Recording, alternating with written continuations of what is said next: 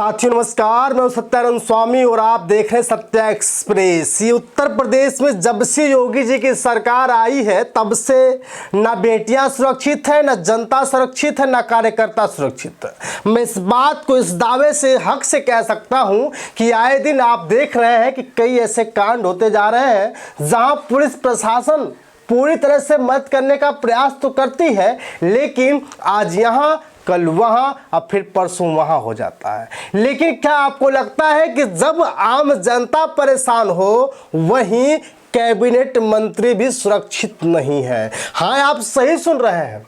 उत्तर प्रदेश की सरकार में कैबिनेट मंत्री ओम प्रकाश राजभर जी, जो सुहेलदेव भारतीय समाज पार्टी के राष्ट्रीय अध्यक्ष हैं और गाजीपुर के जहूराबाद से विधायक हैं, और उत्तर प्रदेश सरकार में कैबिनेट मंत्री हैं, अब वो भी सुरक्षित नहीं है, क्योंकि उनके घर के बाहर कल हमलावरों ने लाठी डंडे के साथ साथ ईंट पत्थर उनके घर पर फेंका था, जिससे नाराज होकर के उन्हीं के बेटे अरविंद राजभर के छोटे भाई अरुण राजभर, जो राष्ट्रीय महासचिव है पार्टी के, उनका दावा है, उनका कहना है कि उत्तर प्रदेश की सरकार में भी कैबिनेट मंत्री सुरक्षित नहीं है और ऐसे अराजक तत्वों के खिलाफ में कार्रवाई होनी चाहिए।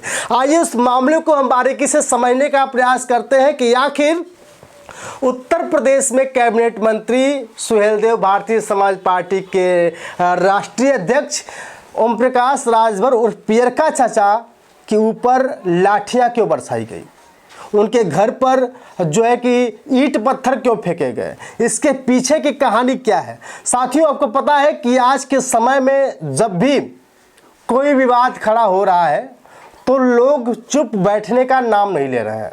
उनको लगता है कि शायद उत्तर प्रदेश की सरकार में उन्हें सह मिला हो, या उन्हें लगता है कि उत्तर प्रदेश की सरकार कुछ नहीं कर पाएगी, या कानून व्यवस्था यहाँ की लचर है। मेरे प्यारे साथियों, आपको बता दूं कि ओम प्रकाश राजभर जी एक रैली संबोधित कर रहे थे, एक सभा संबोधित कर रहे थे। उस सभा के दौरान श्री राम स्वरूप मेमोरियल विश्वविद्यालय है, वहाँ के छात्रों को गुंडा कह दिया था, यानी विवादित टिप्पणी कर दी थी, जिसकी वजह से छात्र पूरी तरह से नाराज हो गए। और बताया जा रहा है कि जब वहाँ के जो छात्र हैं, राम स्वरूप जो विश्वविद्यालय है, उस विद्यालय के जो छात्र अपनी मांगों को लेकर पहुँचे हुए थे, और जब वो मांग के लिए अपना आंदोलन कर रहे थे, धरना प्रदर्शन कर रहे थे, तो पुलिस प्रशासन ने उनको दौड़ा दौड़ा कर पीटा था और 5-5 हज़ार रुपये का उनके ऊपर मुकदमा लगा दिया, 5-5 हज़ार रुपये जुर्माना लगा दिया। लेकिन मेरे प्यारे साथियों, आपको समझना होगा, यह सब जानने के बाद जब ओम प्रकाश राजभर जी ने ऐसे छात्रों को उपद्रवी और गुंडा शब्द का इस्तेमाल किया तो सारे छात्र नाराज तो हुए ही, लेकिन इससे कहीं ज़्यादा नाराज हुई एबीवीपी की कार्य समिति। एबीवीपी एक संस्था है जिसमें कई संघ के लोग जुड़े हुए हैं, कई लोग जुड़े हुए हैं। उसके राष्ट्रीय मंत्री ने आदेश दिया कि ये बहुत गलत किया गया है, ओम प्रकाश राजभर जी को ऐसा नहीं करना चाहिए था, और उनके घर के सामने, आवास के सामने पुतला बना करके दहन किया गया था। सोच लीजिए आप, कहीं न कहीं ये बात समझ में आता है कि ओम प्रकाश राजभर जी बड़बोलेपन तो है, लेकिन जब अपने ही सरकार में हो और उनके सरकार में रहने के बावजूद भी, विषय है कि ओम प्रकाश राजभर जी उस घर में मौजूद नहीं थे, लेकिन कहीं न कहीं साफ स्पष्ट होता है कि राजभर जो है कि सरकार में मंत्री रहने के बाद भी सुरक्षित नहीं है। मेरे प्यारे साथियों, आपको बता दूं कि जिस तरह से मामला सामने आया है कि सोमवार को एबीवीपी ने विश्वविद्यालय में लॉ की डिग्री की मान्यता से जुड़ी अनियमितताओं और 2 छात्रों के अवैध निष्कासन, मनमानी फीस वसूली, 5,000 का अवैध जुर्माना और स्वतंत्रता दिवस पर आयोजित सतत तिरंगा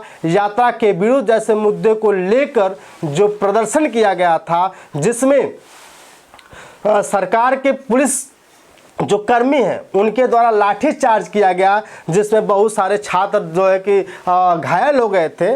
और इसको देखते हुए जब ओम प्रकाश राजभर जी ने बयान दिया, टिप्पणी की कि जो छात्र जो आंदोलन कर रहे हैं वो एक प्रकार से गुंडा है, और गुंडा कहना ही कहीं न कहीं अपमानजनक लगा और एबीवीपी ने आंदोलन शुरू कर दिया। और आंदोलन शुरू करने के साथ साथ ये भी कहा, उनकी कुछ सूत्री मांगे हैं। उनका साफ साफ कहना है कि जो मंत्री हैं ओम प्रकाश राजभर जी छात्रों से और एबीवीपी कार्यकर्ताओं से सार्वजनिक माफ़ी मांगे, आए उनके बीच में हाथ जोड़े, गिड़गिड़ाए और कहे कि आज के बाद हमसे गलती नहीं होगी और आपको माफ़ी मांगनी होगी। तो माफ़ी मांगने के लिए जिद कर रहे हैं।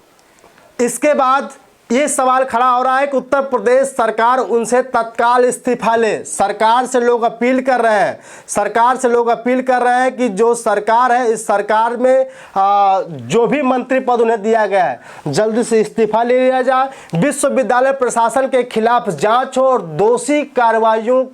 दोषियों के ऊपर कार्रवाई की जाए, ये उनकी मांग है। घायल छात्रों को न्याय और उचित इलाज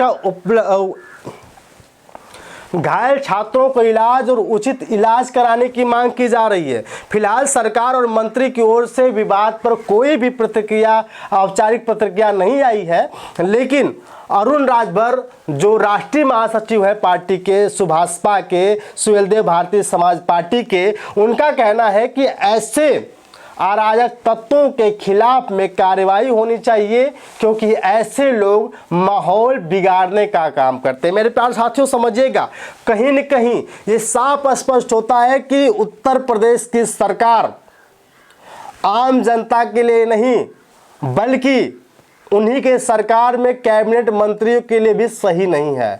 अब तो मांग की जा रही है कि ओम प्रकाश राजभर को इस्तीफा दे देना चाहिए और योगी सरकार से भी डिमांड की जा रही है कि उनका इस्तीफा जो वापस ले लिया जाए, क्योंकि ऐसे व्यक्ति नहीं है, अच्छे व्यक्ति नहीं है, वो कुछ भी कह सकते हैं।